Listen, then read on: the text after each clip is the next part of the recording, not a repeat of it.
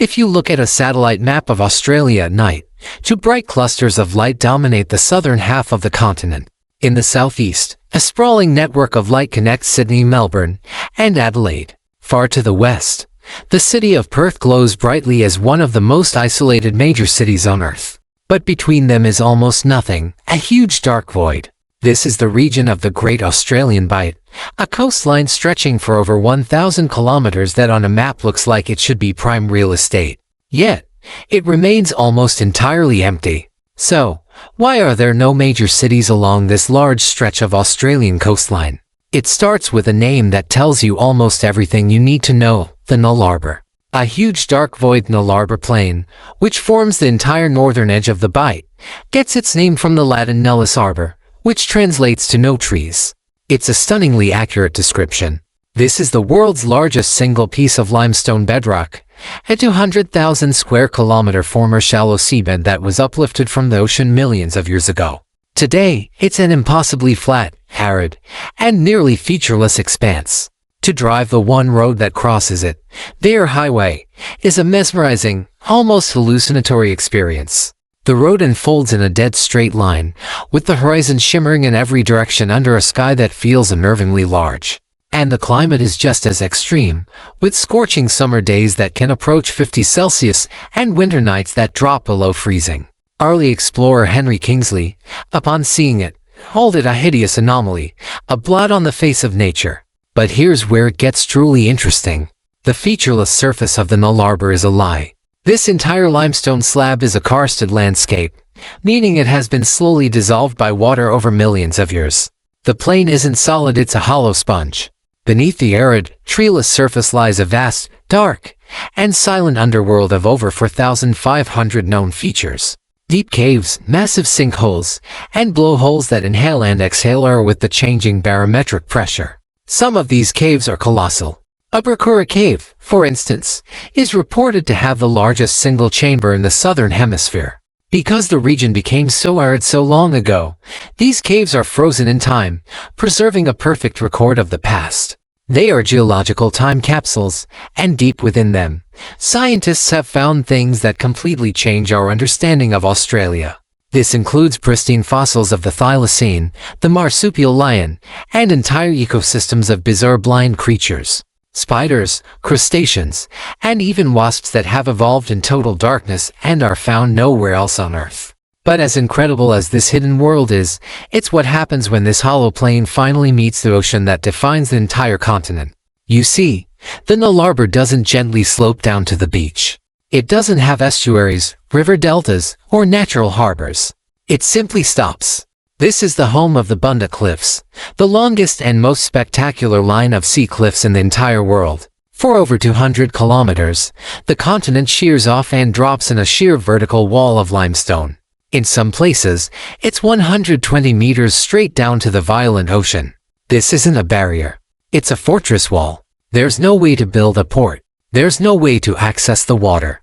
There is nothing but a terrifying but beautiful edge.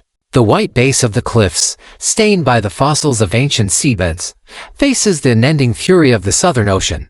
And that ocean is the final piece of the geographic puzzle. The Great Australian Bight is not a calm, welcoming bay. It lies open to the roaring 40s, a belt of ferocious westerly winds that circle the globe uninterrupted by land. This creates a notoriously rough, stormy, and dangerous sea.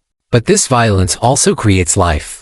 The winds push surface water away, causing a massive upwelling of cold, nutrient-rich water from the deep ocean. This cold water pump fuels an explosion of biodiversity, making the Bight one of the most important maritime ecosystems on the planet. An astonishing 85% of the species found here are endemic, meaning they exist nowhere else. This is the single most important nursery for the endangered southern right whale, which gathers at the head of the Bight, and a critical feeding ground for the rare Australian sea lion and the great white shark. This is the physical reality of Australia's Great Void. It's a flat, treeless, hollow desert that ends abruptly at the world's longest cliff, which in turn drops into a fertile but impossibly violent sea. This geography begins to explain why no one lives here. But this brutal landscape wasn't always empty. People did live here, surviving for tens of thousands of years, far longer than even most places in Europe. It's a landscape defined by profound isolation. But while isolation makes for a fascinating geography video, it's the last thing you want to experience when you're traveling yourself. We've all been there, landing in a brand new country and realizing that you have zero service, which means no maps, and you're stuck hunting for free Wi-Fi just to hail a car. That's why I use Airalo. Airalo is the world's first and largest eSIM store. And if you don't know, an eSIM is just a digital SIM card. It means you don't have to worry about swapping out that tiny little plastic disc into your phone and trying to get it out and put it back in. And you don't have to deal with insane roaming bills anymore.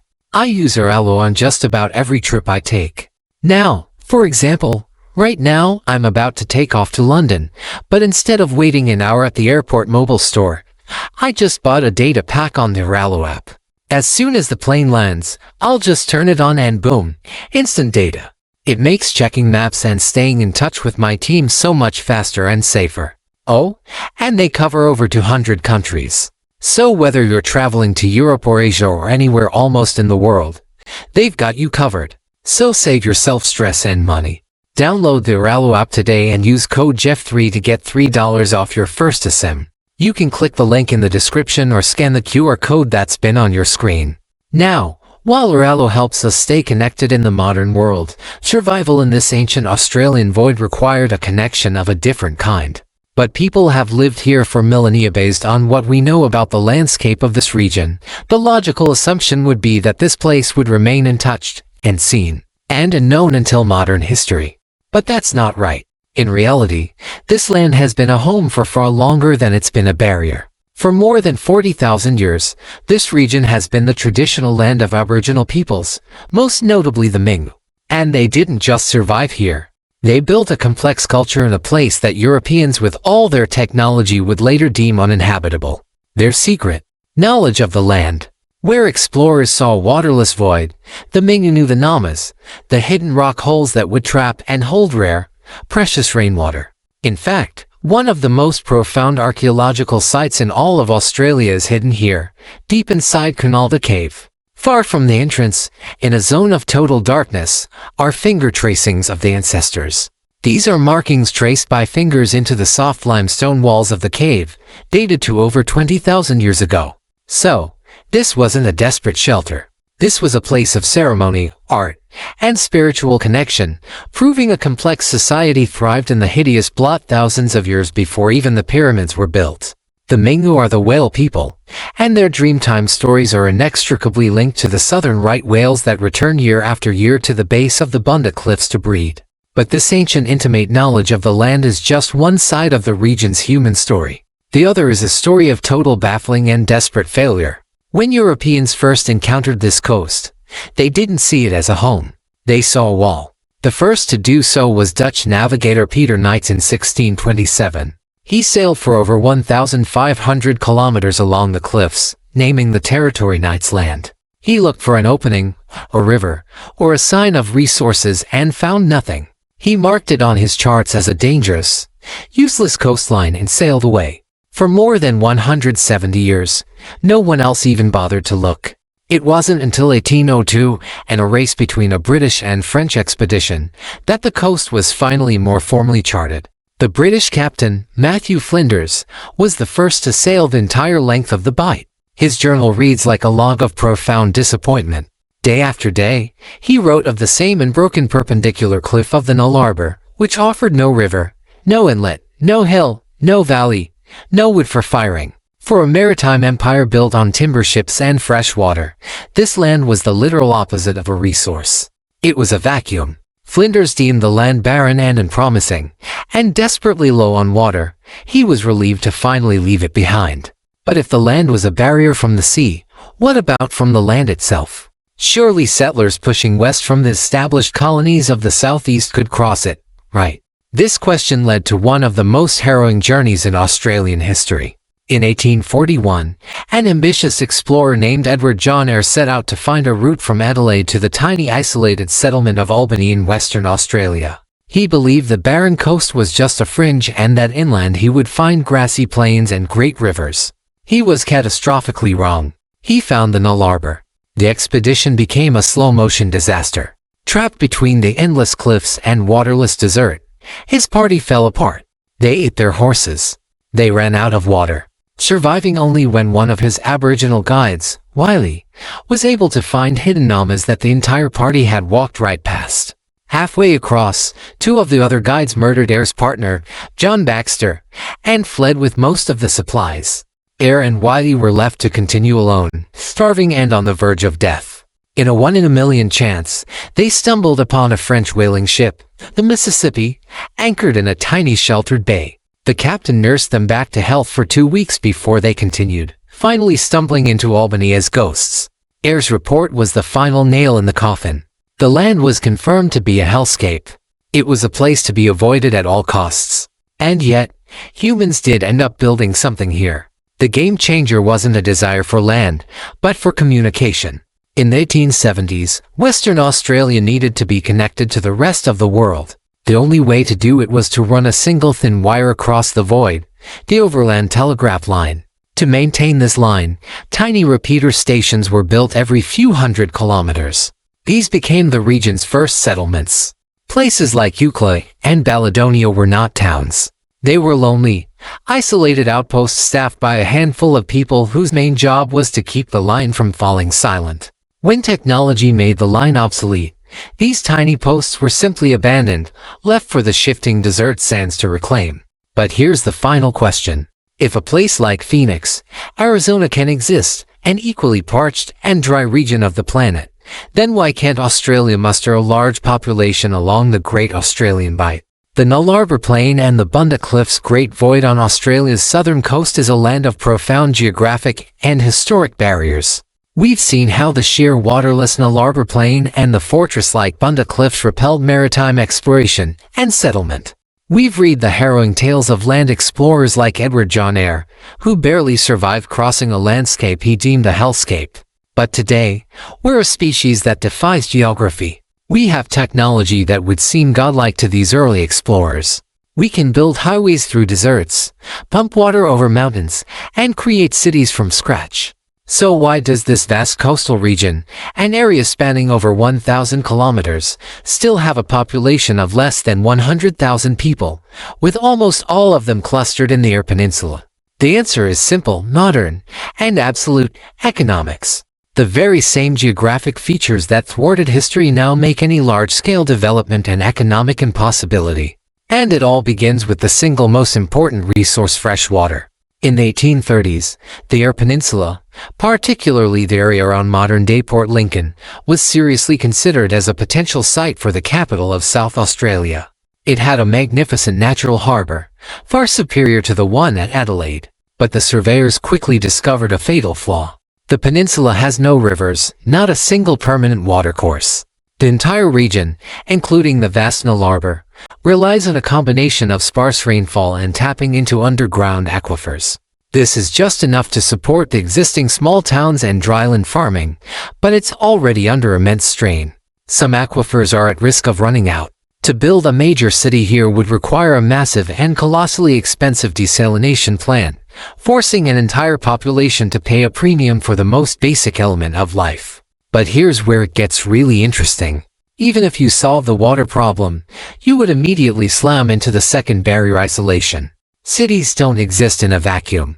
They thrive on networks acting as hubs for the trade of goods and ideas. A city on the Great Australian Bight would be a hub for nothing, connected to nothing. It's simply too far from everything that matters. It lies over 1,000 kilometers from Adelaide and nearly 2,000 kilometers from Perth. The cost to transport every single consumer good, every car, every television, every piece of furniture to this new city would be astronomical. And in return, what would it produce to justify this cost? The land itself offers the answer. The Nullarbor is not viable for large-scale agriculture. It's the world's largest limestone block with almost no soil.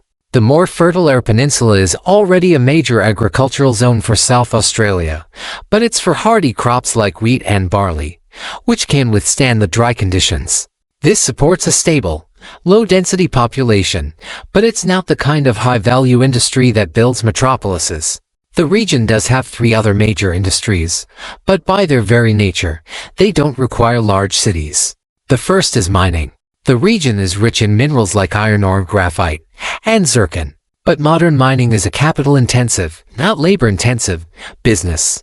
It requires a specialized fly-in, fly-out workforce or a single purpose-built company town like Y. It doesn't create the diversified, organic growth of a major city. The second industry is the one fueled by the coastal upwelling aquaculture and fishing. The cold, nutrient-rich waters make Port Lincoln the seafood capital of Australia, home to a fleet that hunts for the multi-million-dollar southern bluefin tuna. But again, this creates a wealthy, specialized town, not a sprawling urban center. The third industry is tourism. People come from all over the world to drive the iconic air highway, to stand on the edge of the Bunda Cliffs, or to go shark cage diving. This supports a string of roadside roadhouses like Eucla with its population of just 37 people and small service towns. But it's a transient economy. People come to see the emptiness, not to fill it. This is the modern reality. To live here, you must actively fight the geography. And that fight is expensive. Every part of modern life, from power generation to healthcare, is harder and costs more. There's no economic engine strong enough to overcome this fundamental disadvantage. There's no major river, no strategic resource, no great harbor that can serve as the seed for a new metropolis. The very inertia of history, which established the capital cities in the resource-rich, well-watered corners of the continent, now keeps them there. And so, the region's less than 100,000 people, far less than 1% of Australia's total population, will likely remain less than 100,000 for the foreseeable future. There's simply nothing there to drive growth. Australia is an incredibly lopsided country. Most of its people live in the far southeast part of the country. And then, of course, there's Perth in the far southwest, which is kind of surprising in and of itself. But that story will have to wait for another video.